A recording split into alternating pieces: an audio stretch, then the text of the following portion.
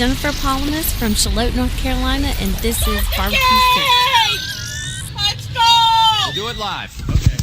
Well, do it live! I'll write it and we'll do it live! So to get that perfect barbecue, you use wood. Are you sure it's safe? Whatever.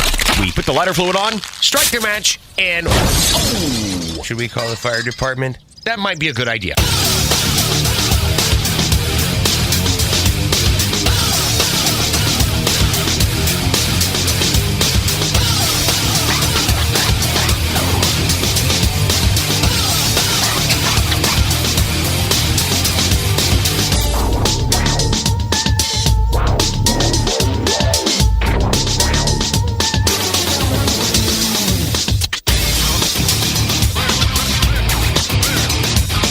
All right, good evening, and welcome to the really big Barbecue Central show. This is the show that talks about all things important to the world of barbecue and grilling. The show originating from the Rock and Roll Hall of Fame city, Bomb City, USA, Cleveland, Ohio, the barbecue capital of the North Coast.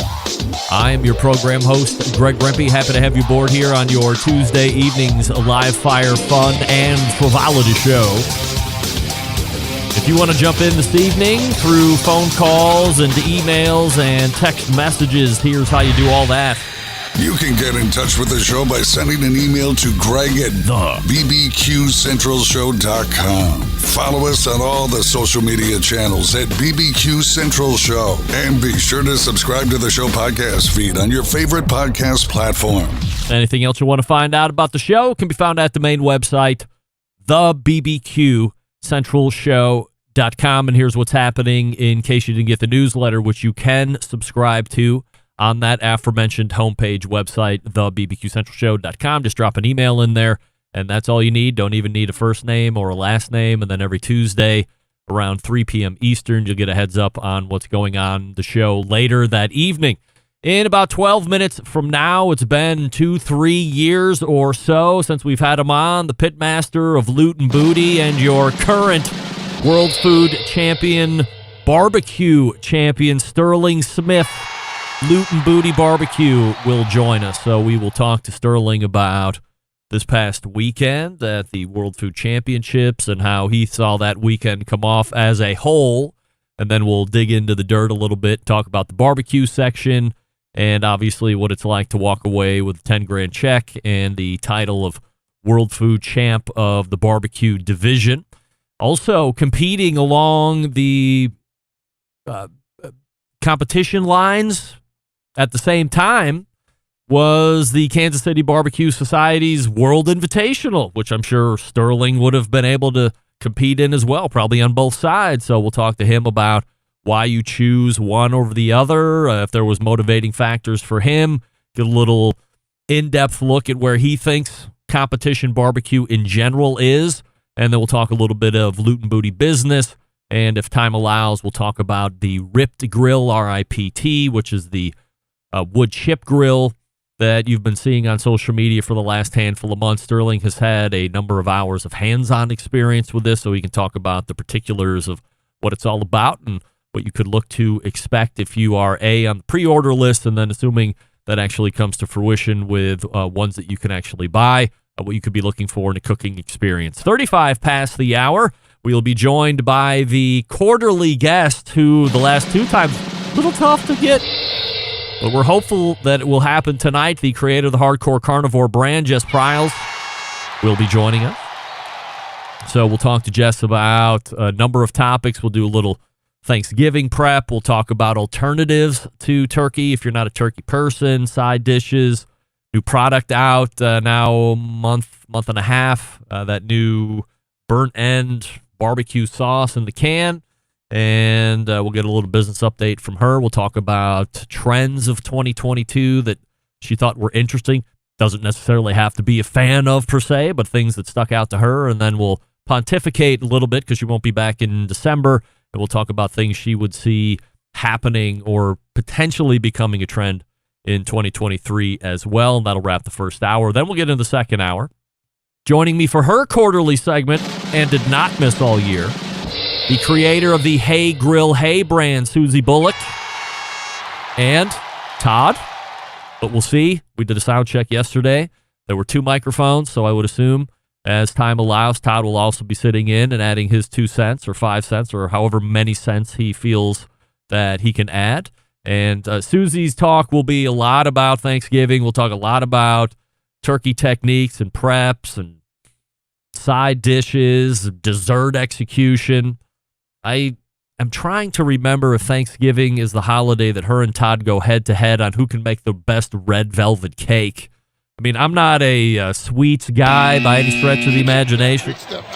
A red velvet cake, to me, would probably taste like a red velvet cake, but that's a really big thing in their house, and they go head-to-head for title of red velvet cake champion. So we'll talk to them about if, A, I'm correct in that thought, and then what recipe tips or what recipe tweaks they might be making from last year's competition.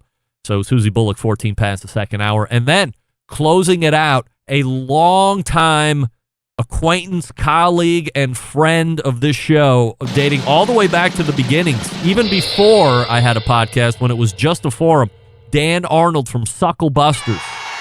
One of the biggest names in the rubs, seasonings, chili kits, and sauce business. He's been around for a long time. He's doing something right. He's grown it from just a handful of seasonings into a juggernaut right now.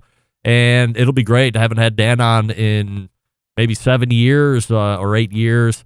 And again, we go way back to just barbecue forums. There was no Barbecue Central show. It was just forums. Remember, that was a hot technology, everybody, back in 2004 and 2005. You frequented barbecue forums and posting feverishly your questions, just hoping somebody would answer so you didn't F whatever you were cooking on the smoker up. So that's how the show lays out tonight. Sterling Smith shortly, Jess Pryles after Sterling, and then second hour Susie Bullock and potentially Todd Bullock. Dan Arnold from Sucklebusters coming out of the bullpen. Don't forget, you can follow me socially, Instagram, Twitter, TikTok, Snapchat at BBQ Central Show. We say good evening to those of you watching the show tonight through one of the video streaming platforms. You can go to Facebook and Twitch /BBQ Central Show to watch. Also, you can take in the show via YouTube /RD Rempe. I will also take a second to say hello to all the folks using the audio streaming platform this evening, Clubhouse. So if you would rather hear us and not watch us, you can do that on Clubhouse. There's also a chat option in Clubhouse. So for those of you listening, if you want to chat amongst yourselves, feel free to do so. In the YouTube chat, I have posted a poll question, which is, do you trust your whole birds? Doesn't necessarily have to be Thanksgiving related, but when you're cooking a whole bird, any poultry, are you a truster? 83% of you currently saying no. Get that big stuff out of here. And that's where we're starting here this evening, believe it or not, because I've gotten a number of emails the past few weeks that have questions specifically related to trussing birds and if you should or should not be doing it, both for poultry in general, especially for Thanksgiving. And I'm going to bottom line it for you, and this is just me. I'm happy to ask my guests tonight what they think, just for more opinions. Meathead gave you his take last week on the whole thing. So go back and grab that if you missed it. But the bottom line is this. In the end, it's your preference. Do you want to string up a bird? Do you want to turbo truss a bird? Do it. Do you not want to do any of that nonsense? Don't do it. Here's what I can tell you from my experience. I have no interest in dealing with butcher twine. It's weird. It's involved. I don't like it. Again, my opinion. I also don't see the turbo truster being any better for me, and there is no benefit as it relates to cooking speed, juiciness, locking in flavor, or any of that. And that's not opinion, that's fact, so I don't do it. I spatchcock almost exclusively. It cooks faster. It yields a more even cooking experience. The presentation, in my opinion, is a whole lot better than doing the whole bird, not to mention significantly easier to carve when compared to the whole bird as well. So it's just my opinion, but you do what you like, just like wine, just like your temperature, internal finish of steak or whatever. Whatever your palate prefers, whatever you like, that's right. Don't let anybody tell you that it's wrong. but I will tell you the trussing is wrong. But don't listen to me. Big stuff out of here. Jerry in New York is writing in. Greg, I really enjoyed the flip grill conversation from last week. I am waiting for them to make a unit to accommodate my size cooker. I have, but the campfire unit seems to be a great thing too. Thanks for having him on the show and introducing me to his product. Love the show. Regards, Jerry. Jerry, thanks for weighing in. Harry in South Carolina. Greg, I'm not a watch guy, as you appear to be. However, I really enjoyed the conversation between you and the watch guy last week. I checked out the military edition watches Friday, a little rich for my blood, but they looked great. I had no idea that the United States was such a big watchmaking nation. Thanks for the history lesson and the intro to his brand. I'm checking out their other offerings right now. Love the show. Regards, Harry. Harry, thank you for writing it. You too can be read on the air if you just email me what you think of something that happened on the show, or go ahead and write what you don't like about me. I'll read it. No holds barred. All right, Sterling Smith is ready to go. I will talk to you quickly about Primo grills. What do we love about ceramic cookers? We love that they are fuel efficient. We love that you can achieve low and slow temperatures for traditional barbecue meats. We love that you can get rip-roaring hot for high-temperature grillings of steak and other thin cuts. But what's missing in the everyday lineup of ceramic cookers? The real ability to do true two-zone cooking. Two-zone cooking is very important to both professional and backyard cooks. It's the best way to manage a fire and cook with confidence. However, getting a two-zone fire in a round ceramic cooker is not very realistic. Why? Because it's round. Enter Primo Grill on their game-changing oval design. The shape gives you the ability to execute a two-zone setup that you desire. It also gives you the other ceramic grill benefits as well. And when you break it down, there's more than 60 different ways to configure the Primo cooker, so you're only limited by your culinary imagination. Do they have accessories? Of course. It's one thing I know. Not only do we love our cookers, but we need to have endless amounts of accessories to accommodate those cookers, and Primo certainly is meeting those expectations. Here's the bottom line. Best ceramics in the business? Yes. Patented technology? Yes. True two-zone cooking capabilities? Yes. Multiple sizes? You betcha. Even round if you want, but don't. Get the oval. Forget the round. Only sold through dealers. Visit primogrill.com and find a dealer near you to check them out, or follow them on Facebook and Instagram. Once again, the website primogrill.com. We're back with Sterling Smith from Loot and Booty Barbecue right after this. Stick around. We'll be right back. You're listening to the Barbecue Central Show.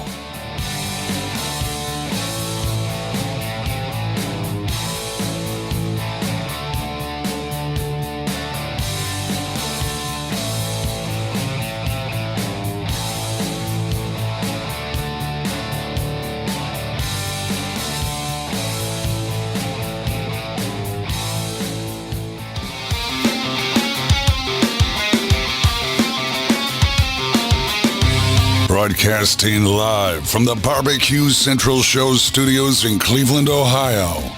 You're listening to the Barbecue Central Show.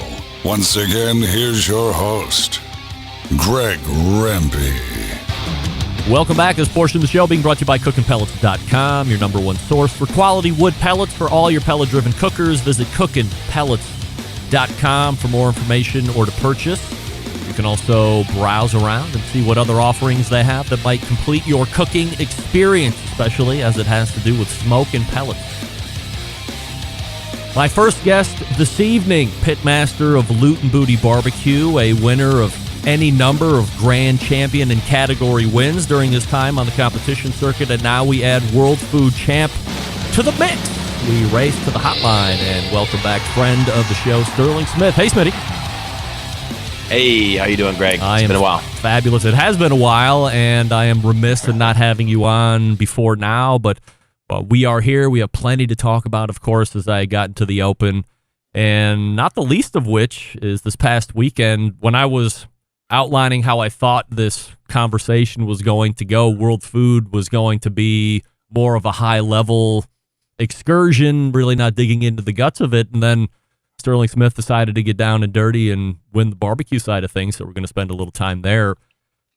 Yeah, man. I had mentioned that notwithstanding World Food Championships. There's the Kansas City Barbecue Society's World Champion. There's an Invitational now. There's an Open now. It's, 2-3 years old.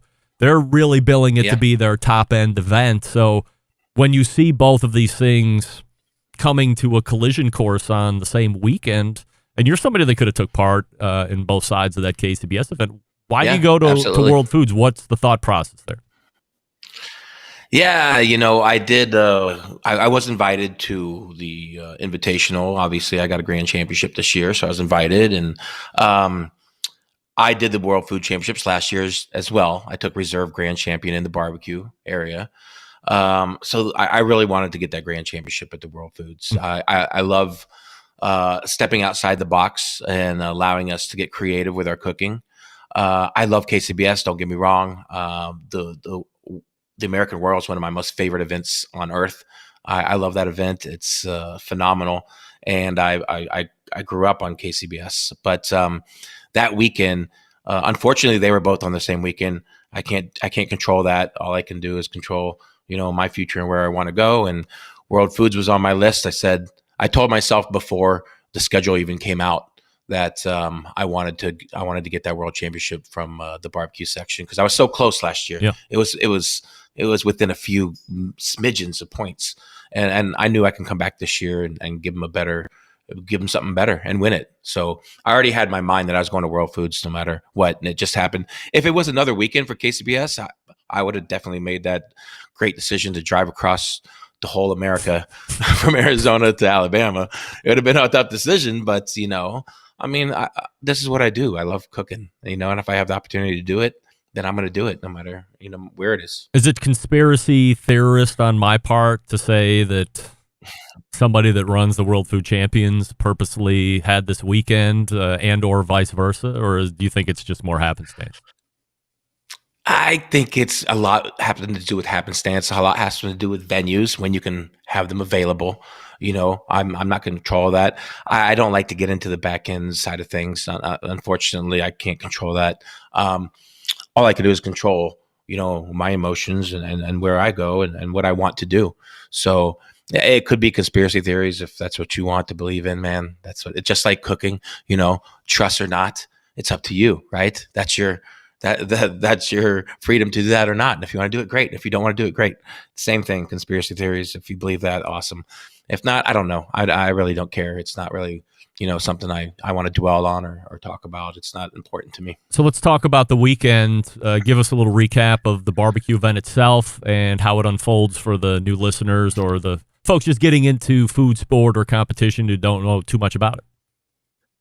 Absolutely. So within the World Food Championship, there's multiple divisions, from bacon, burger, rice noodle this year. There's vegetarian as well. What other categories are there? Was chili there this year? 10 different categories. No? Dessert. I don't think chili was. I think they wrapped that in soup. Soup was a category. So, I don't know. It's chili soup. That's a debate too.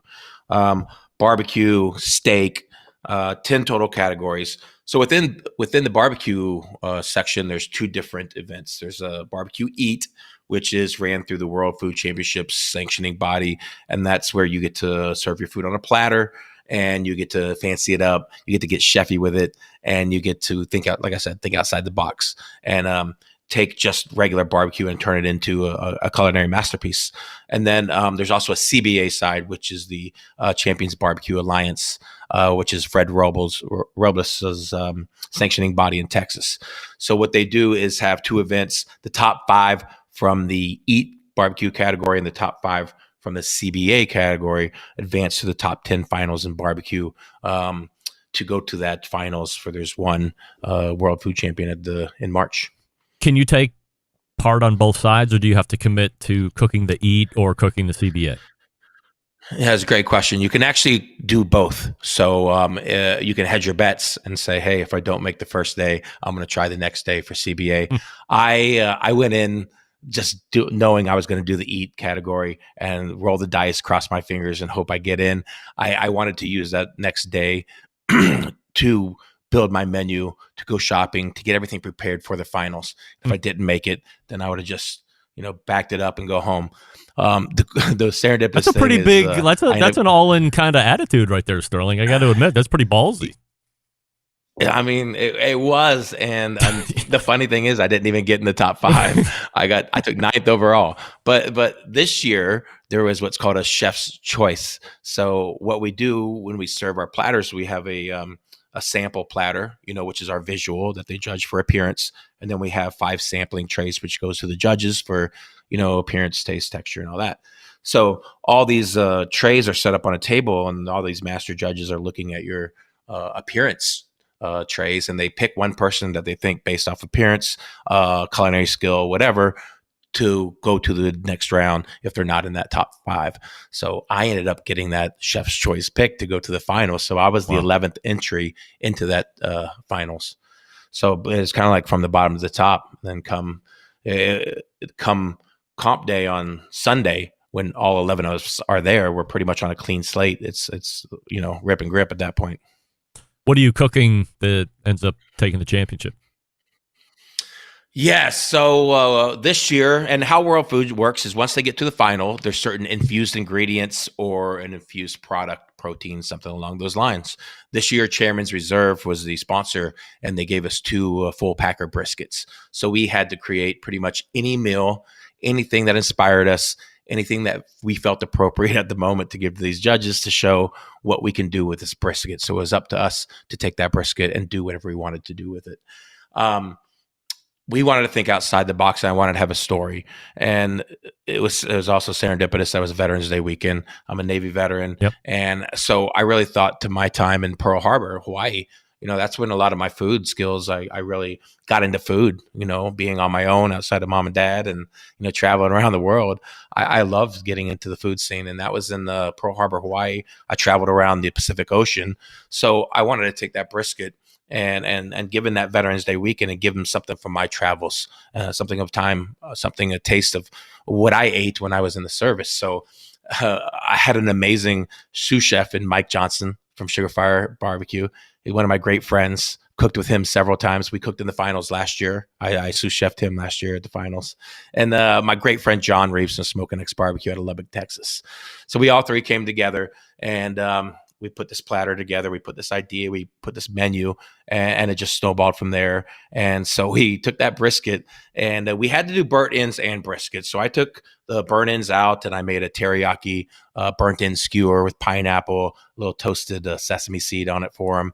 We shredded up that brisket, and we made a crab and brisket fried rice with a little quail egg on top, a little bit drizzle of sesame oil. Wow. And then we did a really stuffed egg roll for them.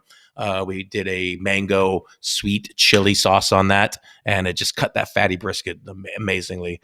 And then we did a little sample spoon with a brisket and shiitake mushroom gyoza with a wasabi aioli and a little bit of, we call it China Lina sauce, which is a Chinese hot mustard mixed with my Arizona Gold honey mustard sauce, China Lina. It just worked at the time. And we rolled the dice, we threw it on the plate, and they ended up loving it. They gave us a perfect score. All 5 judges gave us a perfect score. Has that happened before? Perfect scores? I'm not 100% sure. Within other categories, yes, it happened a lot that weekend. There were a lot of them. Within barbecue, I'm not 100% sure. I know it didn't happen last year. Robert won last year, like I said, just a smidgen above me, and we were like 97s, 98s, somewhere around there. I'm not sure if it's happened in the past or not. And the judges that were taking part here were the who's who. I mean, you've seen them all on television for years and years. You had Dr. Barbecue, you had Chris Lilly, you had Harry Sue, you had semi-famous Dave Anderson, you had who Leanne Whippen. Leanne Whippen, Tuffy Stone. Leanne Whippen and Tuffy Stone, right. Absolutely. So these are folks that Dr. are Barbecue well didn't judge. Yeah, Dr. Barbecue didn't judge our finals in the barbecue. He was judging another event. But yes, we had those other 5 judges who were, like you said, the who's who of barbecue, people we see on TV all the time, people we see out there doing things, writing books, on TV, promoting products. And to be able to cook for them was just crazy. It was an honor, and it was a privilege. And to get all those people to tell me that it's a perfect entry, it hits the heart a lot, How many of the teams decided to go traditional sliced brisket burnt ends? From my looks from the table, and I didn't get to see them all. I saw a lot of them coming through because I love looking at what other people are doing. I'm interested in that. Everybody, all those pitmasters went outside the box. Really? There was a brisket pho. There was a fettuccine alfredo with burn ends. There was a chili, like a brisket and chili. I think there's a couple of those, which is pretty standard. But several out of the box ideas that were just blew my mind seeing these entries come in from these pitmasters. These aren't just some redneck guys in the backyard throwing in, chicken and ribs and pork and brisket. They were some of their other guys were just blowing my mind what they were turning in. And what's really cool is you get to taste the guys next to you. They'll bring you over a piece of this and be a piece of that. Hey, look at this. We all like to show off our shit. Hey man, come and taste this. Tell me how good it is. So, but really, really liking it and just seeing what other people are doing that's something I'm really passionate about and something I love doing, When you get the call that Sterling Smith is winner of World Food Championships in the barbecue division. I mean, you're a guy that's accustomed to winning. You've seen your fair share here. So how does this compare to other stuff you've been involved in? Oh man. I think it's one of the tops actually. It's a world championship, I've won chicken at the American Royal. I've won pork at the Jack. I've won brisket at Australian Invitational. I've RGC'd the American Royal Open twice. I've RGC'd World Food last year to be that close. And then this was something I really wanted. And like I said before, I told myself I was going to go back no matter what. And my focus was to win that and to actually see the fruition come from it and to hear your name at the end. It just means all the hard work was worth it. Sterling, sometimes that's all you need. Sterling Smith joining us here on the show. The website, lootnbbq.com if you want to check it out. Let's transition into this. Oh, by the way, so Sterling won the barbecue side of this, but there's still a whole other finals to go. We don't really have any information on that, so I don't want to spend a lot of time hyping up something I can't tell you about. But if you follow Sterling on social media or you follow World Food Championships or subscribe to newsletters or whatever, or continue to watch the show, we'll release all this news as it becomes available so you can see how Sterling winds up here in the finals, which he's got a really good shot at winning, of course, because he's very dynamic and an outside-of-the-box thinker, which I think is really good for these specific type of competitions as well. I also built a good team. It's about a team, of course, as well. And it was a whole team effort, and we all came together, and it's everything just fell together in place last weekend. It doesn't always happen, but enjoy them when they do. Let's talk quickly about Loot and Booty's barbecue business. You have rubs and products that you've been retailing for a little while now. So as you've gotten them to market and increased the portfolio, how's this side of the business running right now? It's at this point working with Old World Spices, which is my manufacturer, my distributor. The program that I'm on with them just works perfect for the way that I run my business. So they distribute for me nationally to all my accounts, with Ace Hardware and Lowe's and Shields and Farm and Fleet, Bass Pro, Cabela's, all nationwide distributors. We probably have about 6 to 8 countries importing it right now. So to work with a company that can basically partner with me to handle all the back end shipping and all that kind of stuff, let me go out and market the product, teach classes, work with Green Mountain Grills, MC demo stages at big festivals, continue to compete and continue to grow my line. It's just been an amazing partnership with Old World Foods right now. And now we're working on other things with them. Working on getting my sauces with them. Actually, right now, I'll be going out in the next month to work with their R&D team to work on bringing my sauces in-house to Old World Spices. So it's been a hustle, obviously. I think really how I built my brand was working with Green Mountain Grills and building the outdoor pitmaster classes. So I came to, Jason with Green Mountain. I said, I have this idea. I've already doing classes. What if we expand this to all of our dealers who carry Green Mountain Grills, and we offer this program for them where I can come in and I can not only show them how to get the best of the grill, I can give them some amazing backyard recipes, from a championship pitmaster. So I've been able to grow not only Green Mountain Grills, but on my line as well, Because when I go into these dealers, I'm using my product. We're selling it, we're taking it off the shelf, and putting food in their mouth, and getting somebody to taste that product is a huge selling point. Being able to taste it on food as opposed to just sprinkling in your hand and putting it in your mouth. So that there's a lot of power in that, and I've built a lot of my brands and a lot of my relationships on that class. And then, like I said, working with Old World to fulfill the back end, shipping, receiving, handling. It's just been a great program. And then a couple years ago, I was reached out by Callisto Media about writing a book. So during COVID, I banged out 2 books, a barbecue book, a sauce book. And to me, it was another product. It was another way to spread information, spread love, another thing that I can, have in my portfolio of products. Yep. And it's been working out well for me. Everybody that is a fan of this show knows that Green Mountain Grill has been a longtime sponsor. We've been very open and transparent about things that have been transpiring between them and Traeger. We'll hold that off to the side here. There's another product that, again, I'm not going to get into the weeds about because it's not my weeds to get in per se. But there's a product called Ripped Grill that you have been cooking on for any number of months now, maybe even longer than I would even know since we saw it on social media. Looks a lot like a Green Mountain Grill, but it's quite a bit different as far as fuels are concerned. It's not a wood pellet cooker by any stretch of the imagination. It's wood chips. So talk to me about this grill and how you have liked cooking on it and how it separates itself. Absolutely. I think it's about 8 months now that I've been working on this grill, and, just working out with anything that has the PID controller, you got to get everything right with the smoke and the volume and the amount the auger pushes through, the fan control unit, working with that thermocoupler. So leading up to its release, we were doing just a lot of cooking and beta testing and getting a lot of that right. And I find that definitely there's a lot more smoke product visually, definitely.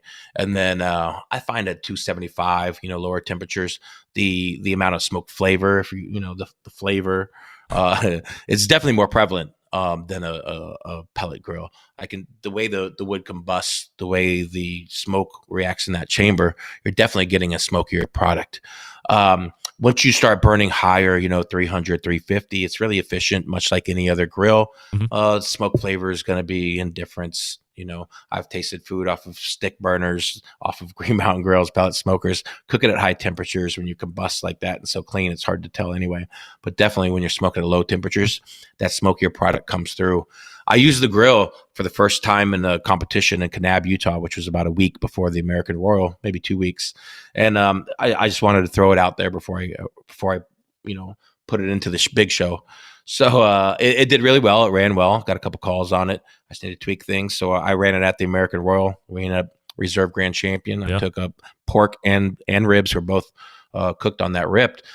2 weekends later, we brought it out to the Jack, cooked ribs on it, and took 7th place at the Jack and ribs, cooking on the Rip Grill. So, the proof is in the pudding. It is a tool, and if you know how to use a tool, much like any other tool, you can get phenomenal product off of anything. But to me, the build of that Rip Grill, it's sturdy, it's big, it's meaty, it's double wall insulated. We have options much like the Green Mountain Grills with the pizza oven attachments. There's sausage hanging rods. We also have a rotisserie option available. So the amount of options on it are much like we have with the Green Mountain Grills. The build is it's just meaty. Yep. It's a well built grill. You feel like you're buying a $14.99 grill. And that's pretty much what's going to be the price shipped to your door. $14.99 for that grill, for the options. It's an amazing grill at an amazing price. It is the pitmaster of Loot and Booty Barbecue, your newest world food champion on the barbecue division. Not the bridesmaid this time, Smitty. You are indeed the bride, no doubt about it. LootandBootyBBQ.com is the website. It's been too long, like I said, my man, but appreciate the catch-up, and let's do it again sooner than later. Always love having you. Always love seeing you, Greg. Thank you for having me on, and thank you guys. I really appreciate everybody for supporting my product, supporting my brand throughout these years. It's just been an awesome ride, and I'm gonna continue to roll, baby. All right, there he is, Sterling Smith, Loot and Booty Barbecue. Once again, his website is lootandbootybbq.com. And speaking of Green Mountain Grills. I'll talk to you quickly about them. Sold through dealers only, greenmountaingrills.com. So find a dealer near you, go to the dealer, touch them, feel them, hold them, love them, and then pick the one that's right for you. If you want to save a few bucks, look at the choice line. If you don't mind spending a few more extra bucks, or you want all the bells and whistles like that are on a lot of other cookers right now, so that would be internal meat probes and peek-in windows on cooking chambers and pellet hoppers, lights on the inside of the cooking chamber, Wi-Fi, app connectivity, all this stuff. Primeline, that's the one you're going to want to take a look at, Peak and Ledge. Now, the good news, as Sterling had mentioned, the pizza oven insert, the Peak, the Ledge, and the Choice Line cookers all accommodate the pizza oven insert, so you can do a host of slow and low barbecue, or you can smoke roast, and then you can kick it up a notch on Fridays and Saturdays, or any day of the week, and do pizza parties. High heat pizza, it's still very popular, and this is a great pizza oven, and you only need the one cooker. Yank the guts out, pop the pizza oven on, and away you go. Again, through dealers, greenmountaingrills.com, find them and get educated. You'll be ready to rock and roll, because you will now be educated as well. greenmountaingrills.com. We're back with Jess Pryles, or are we? Stick around to find out. We'll be right back. You're listening to the Barbecue Central Show.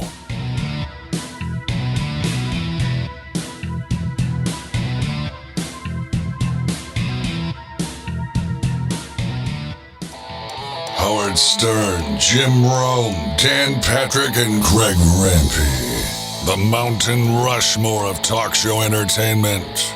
Now, let's get back to the Barbecue Central Show. And we thank Sterling Smith for joining us last segment.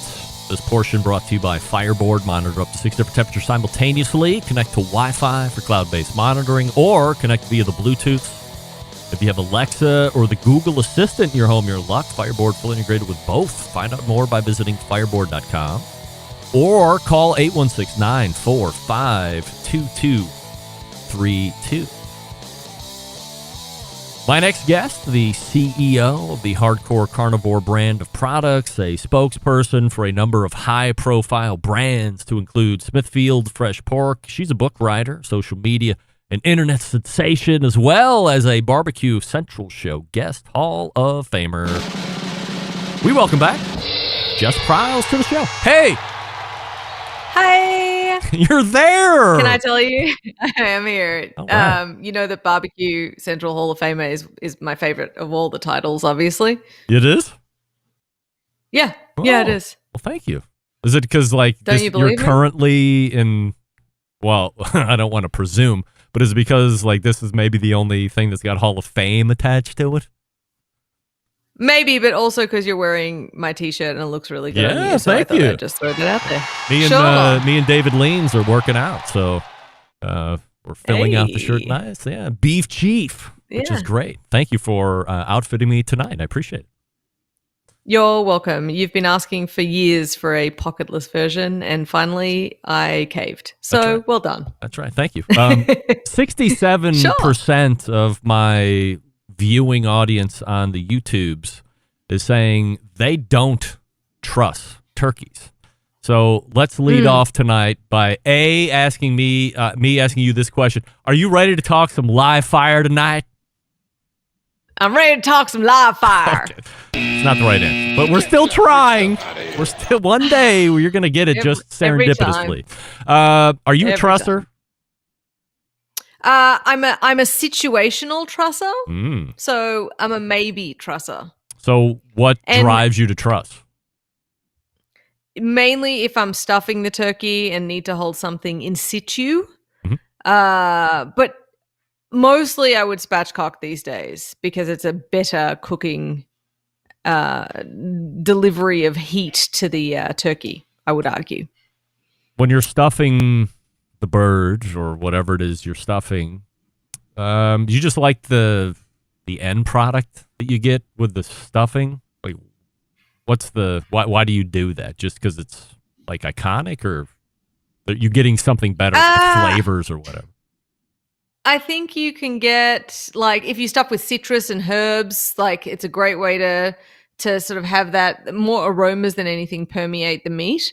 And so, especially if you're going to put a whole orange up in there, you really want it to stay in place, and you might truss to do that. And obviously trussing the wingtips, or I usually just tuck them under the bird, will prevent the very tips from burning as well. Unless you like burnt tips, in which case, let them fly, You do you, boo. I'm asking some of my guests this evening, you're the first one, turkey tips over the course of the show leading into Thanksgiving, because like in a week and a half, that's going to happen. So I'm going to change it up a little bit and ask you for some alternative ideas to the traditional turkey protein. Well, I am very beef-centric, and I feel like an obvious one is a prime rib. Another great option is a whole smoked tenderloin. Just did one of those this week. And obviously very easy to get, especially from, your larger stores. You can also custom order them in most grocery stores. So they're actually pretty accessible. And when you're buying in bulk like that, you get a better price than obviously buying by like a steak. So I think any of the beef roasts are going to be real heroes, but I also did a stuffed Smithfield pork loin, which really nice, like a creamy sausage stuffing. And I think that can have a really like sort of big wow factor on a holiday table too. Because it's also about kind of bringing it to the table on a platter, looking glorious and going, look at what I have achieved in the field of meat, For the whole beef tenderloin thing, are you cutting it into fillets, or are you like trimming either side to a Chateaubriand? What's your take on that? So I buy it usually whole. I'll trim off the silver skin. I'll take off the chain. That's how I like it, sort of quite neat like that. But I'll leave the heel or the iliacus in place, and then I'll tie it with butcher's twine, and that very tapered edge, I'll sort of swing it around like a U-turn and then tie that in so it's sort of roughly equal in size on both ends. And then I'll just smoke it whole like that, because then you get that sort of impressive, you can cut those beautiful medallions off one after the other. And especially if you use hardcore carnivore black and you get that great contrast with it, it's got some real wow factor. Yep. If we go back to the traditional turkey, are there 2 or 3 top tips that you're telling people this time around? Oh, I'm dying on a hill. I have one. We are? I usually do. Great. Yeah. Can't wait to hear what hill we're dying on tonight. Don't double brine your turkey. What does that mean? It means that most birds that you will have access to, particularly from grocery stores, will already come pre-brined. So it says it on the packaging, say something like enhanced or solution added. And that means that they have already taken the steps to brine the bird. And a lot of people, because I posted a video about it today, and of course, as you know, Greg, because we talk about it often, the internet knows better. But in this case, a lot of people were sort of like, no, that brine's terrible. I mean, it's not. Salt is salt. So the idea is that the turkey industry realized that not everyone's an amazing cook at home, and that turkey can often be dry. So they started pre-brining the birds. They do it a lot with pork as well, to give you a better result at home. And sometimes if you were to do a brine on top of the birds that have already been brined, you risk really denaturing the protein. So salt will start to break down those connective tissue bonds, the protein bonds, and you can go too far with it and affect the texture of the meat. So I would argue, unless you're going to put something really significant in a brine, like a whole apple juice or, cranberry juice or something like really, really significant in flavor, more than just an orange peel and a little bit of allspice, you're probably not going to taste that much of it. So why bother with the brining step for a bird that's already been brined? Work smarter, not harder. No doubt. Are you an injector outside of the enhanced bird? Like, will you inject birds instead? I don't even own a meat injector for any kind of protein. No? I know people do it. Nah, it's a little too, it's very, very necessary in competitions, and I just don't cook competition style in my home. I like that idea of a more holistic approach in terms of, like, what can I do to make this meat sing the best I want it to be the rock star without manipulating it too much. I mean, having said that, the brines have probably already been injected, but I just don't do them. What are your favorite 1 or 2 side dishes for Thanksgiving? Ooh, stuffing for sure. Either a cornbread or I do a great one with croissants. I have those recipes on my website, which is super easy. And it's, again, that wow factor. Basically, if you're someone who loves adoration, these are all dishes that you will bring to the table and people will be like, wow. Wow. And that's a nice thing in and of itself. And just to feed your family like that, that's a nice thing too. So probably that. Hey, I really do that whole green bean casserole thing. Just have never been able to get on board that train. Yeah. But I love also yeast rolls because who doesn't love carbs? Yeah. And I do a version of them that's made with bacon fat, and it's delicious. No doubt. Well, quick U-turn. She's only been a rubber, but now she's a saucer, ladies and gentlemen. Hey! So look at this. Here's the Hardcore Carnivore Burnt Ends sauce. It's here in this jar. And, we spent a lot of time over the years talking about you have this one product, now you have these 2 products. And so how we go about adding stuff to the Hardcore Carnivore brand. But it's only been rubs, and now you've gone and gotten into the sauce game. So let's talk a little bit about why it was right for sauce this time, and then why specifically was it burnt end sauce? I was very hesitant to get saucy, just because everything that I've added to the Hardcore Carnivore line, and even how it started to begin with, has been very much about products that I believe in and feel strongly about and would use in my own home, and not something that floods an already flooded market. So they have purpose and meaning and use. And there are some amazing barbecue sauces out there. I love using Meat Mitch frequently. Yeah. I buy HEB barbecue sauces here in Texas. They're amazing as well. And I just feel like entering the world of barbecue sauce was just something that didn't need to happen at that time. But I had this idea for burnt ends. And what we've done with the sauce in particular is all of the things that I've developed are, this is how I think it should taste. And luckily, how I think it should taste has resonated with other people. And so when I formulated the burnt end sauce, I wanted something, I have in my head what burnt end should be. And when I would go to some barbecue joints and just get cut point brisket that was just tossed in regular barbecue sauce, I'm like, that's not really the flavor I had in mind. That's not what I think of when I think of burnt ends. And so we developed this sauce with a particular, type of sugars in it that can be reheated without splitting. Sometimes when you use regular barbecue sauce to finish your burnt ends off, once you reheat that product, it can actually kind of lose its shine and glossiness because the sugars start to separate and the consistency changes. So the consistency was a big part of the sauce in addition to the flavor. And as it says on the bottle, just add meat. So it's meant to be an all-in-one solution. I'm curious what inverted sugar is. Yeah, that's what I was talking about. Oh, that's the non-separating sugar? Okay. That's right. Uh-huh. That's right. So it's a sugar that you can heat and it'll stay, it'll keep its glossiness, it'll keep its consistency. There's a little bit of smokiness in there as well. There's a little bit of heat, not necessarily that it's hot, but just to balance it out. And if you haven't already got plans for hams, you should definitely glaze your hams with it as well. Yeah. It just pours really beautifully over the ham. So now that the sauce floodgate is potentially open, do you have other stuff that you are now game planning in some form or fashion to bring? Is there going to be a Texas-style sauce and this region sauce, or a Hardcore Carnivore specific sauce? There's literally nothing in sauce R&D right now, which is not to say that there won't be in future.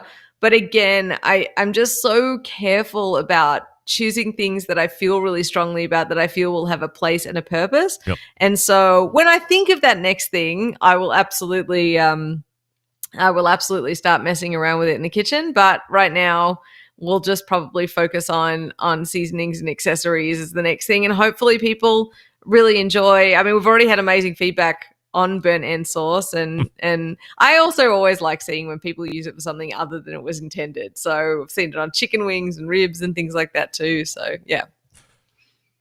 We are a month and a half away from the end of 2022 when I was talking in January saying that 2022 was rapidly coming to a close, as I always say on the first show of every year. Well, guess what? Now it's almost here. So I was right again for the 48th year in a row. What Amazing. trends surprised you this year? They don't have to be ones that you liked, but what were you surprised to see come out of the woodwork that people really gravitated to? I was surprised with smoked cream cheese, but and not in a good way per se, but that was the one that really stuck out to me. You know, I feel like I'm having trouble answering this question because I've put so many of them out of my mind. Like, I never tried the smoked cream cheese just because I don't want to yuck someone else's yum, but it just seems like something that shouldn't even be a recipe, like Rachel Ray's Midnight Bacon. Have you ever seen that recipe? Never. It went viral. It says, put bacon on paper towel, put paper towel in microwave. That's the recipe. Yeah. So that's how I feel about smoked cream cheese. And it's not my vibe, but I'm sure it's other people's vibe. But I think I nearly want to say that with the vast overtake of pellet grills in the outdoor cooking market, which is rad because it's brought so many other people into the fold and you want people to be excited about cooking. But it's also definitely, I think, probably created I feel like you could start a Barbecue Central album of dishes that didn't need to be smoked. You know what I'm saying? Yeah. Because I don't think every dish needs to be smoked. Like, for example, I prefer my steak charcoal grilled rather than smoked. I just prefer the flavor of it. So cream cheese, I prefer in cheesecake form or popper form. Or brick form with a saltine dipped and then yanked right into your mouth. Watching Days of Our Probably Lives. Not so much. No? Yeah, or scallion on a bagel Ooh, form. scallion, gross. Sure. No way. Onions are gross. 2023 trend predictions, anything you want to call your shot on before the year turns? Yeah, I know someone's going to continue to cook beef whole and fly in the face of millions of professors around the world who work hard to tell you why you shouldn't cook it whole. I don't know. I see a lot of people getting interested in meat science now for sure. So I'm not that innovative because I feel like it's just like these core things that keep coming up again and again, and there's nothing wrong with that. But I whatever it is, it's going to be some weird smoke thing. Maybe it'll be a turn or a trend to meat science for the great unwashed. We won't see any more NyQuil chicken. We'll just know that that's some bullshit, and we won't be sticking it up on TikTok or anything like that where the FDA has to warn the general public not to do such nonsense. Maybe that's going to be the trend of 2023. Smarter people. Maybe, but I mean, that's why our coffee cups say caution hot, so probably not. All right. Now it's your favorite time. You ready to play a rock and roll game as we close out? Yes, because I know that I'm right no matter what your answer is. All right. Well, Jess Pryles from Hardcore Carnivore. Right. Jess, tell us a little bit about yourself. Hi, I'm Jess Pryles. I enjoy being on Barbecue Central and cooking meat and telling people why meat myth busting is a thing. I love how the introduction changes just a little bit each and every time. You're always like Gotta right keep there. it fresh. Boom, right there. I love it. All right. Mm-hmm. You know, if you get this right, we call that a winning streak because you will have now aced 2. So that's when a streak starts, when you do 2 of something. So no pressure. I feel pressured. No pressure. Between the 2 of these songs, which one is better? Artist Meatloaf. Paradise on the Dashboard Lights. Or 2 out of 3 ain't bad.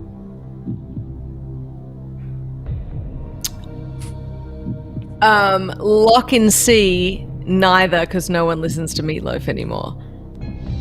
All right. Well, I don't know about that because there were choices A or B, but guess what? You were 100% right. That was a trick question. Wow, good for you. Vindicated. Good for you. Oh, Well, I'd like to thank my family No and doubt. Greg.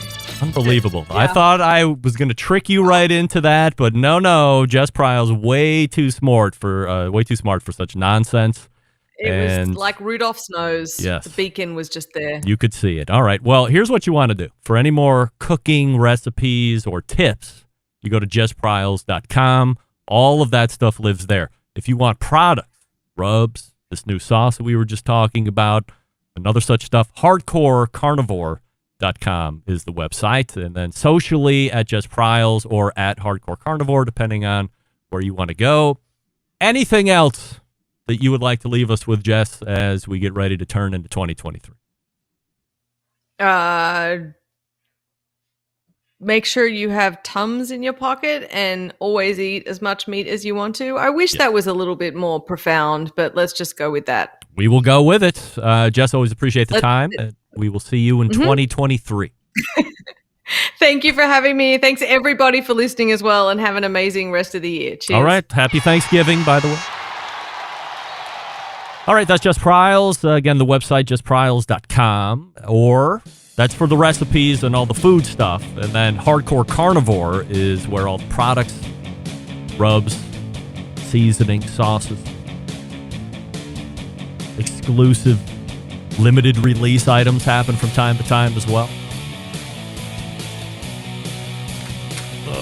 Where am I here? All right, let's talk about Big Papa Smokers, the one-stop online shop for all things barbecue, a curated selection of only the best outdoor cooking and grilling supplies will get you on the path to better barbecue results in no time. Everything at Big Papa Smokers has been Pitmaster approved by Sterling Big Papa Ball himself, from the award-winning rubs and sauces, the American-made grills and smokers.